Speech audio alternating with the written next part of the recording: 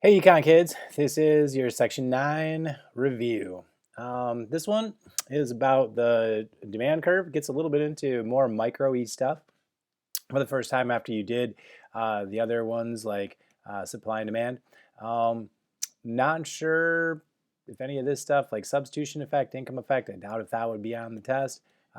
You could certainly get some elasticity questions. Remember, elasticity is just basically the slope of the line, right? How much is a change in price going to change the quantity demanded? When we do that, a lot of times using that midpoint formula we did, you might want to have that one available. But remember, it's just percent change in quantity divided by percent change in price. So as long as you have those formulas there, and then greater than 1, equal to 1, less than 1, and know that's elastic, inelastic, or inelastic, maybe have your textbook page 420, I think, or 480, one of those two pages, has the actual graph on there, and that's a really good one to have. I want to say it's like the only textbook page where you probably should know it. I think it's 480, and it looks something like that guy right there, where you have all the different elasticities, and then it has how to calculate them and what's going on. So page 480 in your textbook. Have that open while you're taking the test in case there's something to do with elasticity on there. Again, interpreting the price elasticity of demand, perfectly inelastic, perfectly elastic. A lot of times they like to put those kinds of questions on the test just because it's a funky thing where you have a perfectly inelastic line. I could actually see if they were doing something like a supply demand question, right? Then do something like put a price floor, a price ceiling on that, and then change it so it's perfectly inelastic or perfectly elastic, something like that and then describe like what happens, or I don't know, something along those lines. It wouldn't be surprised, or I wouldn't be surprised to put that on the test. They like elasticity questions a lot, and usually they're kind of tricky for kids because don't remember the formula or can't do the math. This time it should be pretty easy because you could have all that kind of stuff done. Again, what determines price elasticity? Number of substitutes, whether it's a luxury or necessity. As you look at determinants of elasticity, income, share of income spent in your time. Remember long run, short run stuff. Long run isn't an amount of time, it's just how long it would take you to switch everything over. We abbreviated that to SPLAT, and then the only thing we added was an addictive product. Typically would have more of an inelastic look versus elastic. Total revenue and elasticity here. Oh, we could do the total revenue test if we want.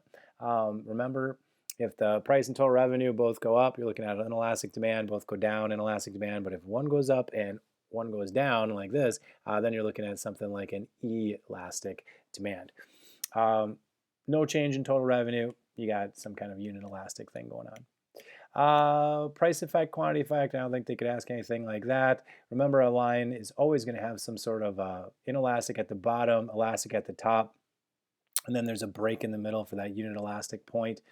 Other elasticities, they could ask you cross price, income elasticity, price elasticity of supply. Just have all those formulas ready to go, like I said, in your textbook, and then what that actually means. It wouldn't surprise me to put something like that on the test. And I always tell the kids the last thing you should do before you take the AP test is to go look at your elasticities because it's always on there. Consumer surplus, producer surplus, easy concept.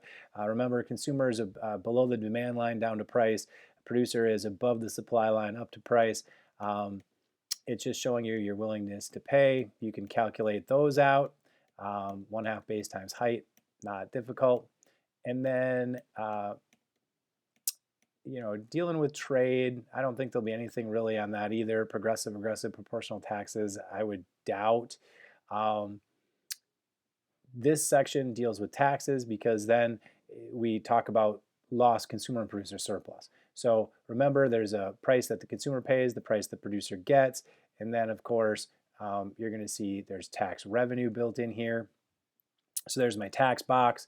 We're going to have reduced consumer surplus, reduced producer surplus, deadweight loss, all going on. Those triangles really should go over to the axes. But elasticity is going to depend on how steep or flat that curve is.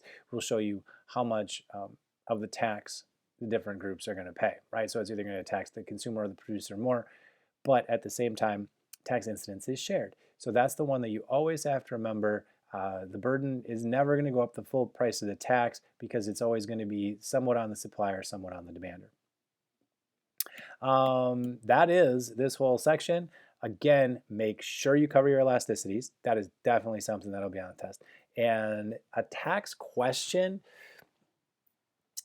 you know, if they would do a supply demand question, they're going to throw something in there about it. So maybe you do a supply demand question and then you tax it. And then you could ask all the questions about consumer and producer surplus. You could ask, you could probably do an elasticity question in there too on a tax supply and demand. So I could see something like this on the AP test because you don't really have to graph that tax out to kind of describe what's going to happen. So maybe a tax question would be on there, and there's definitely a chance of having some kind of elasticity question. So good luck, review those things, catch you next time.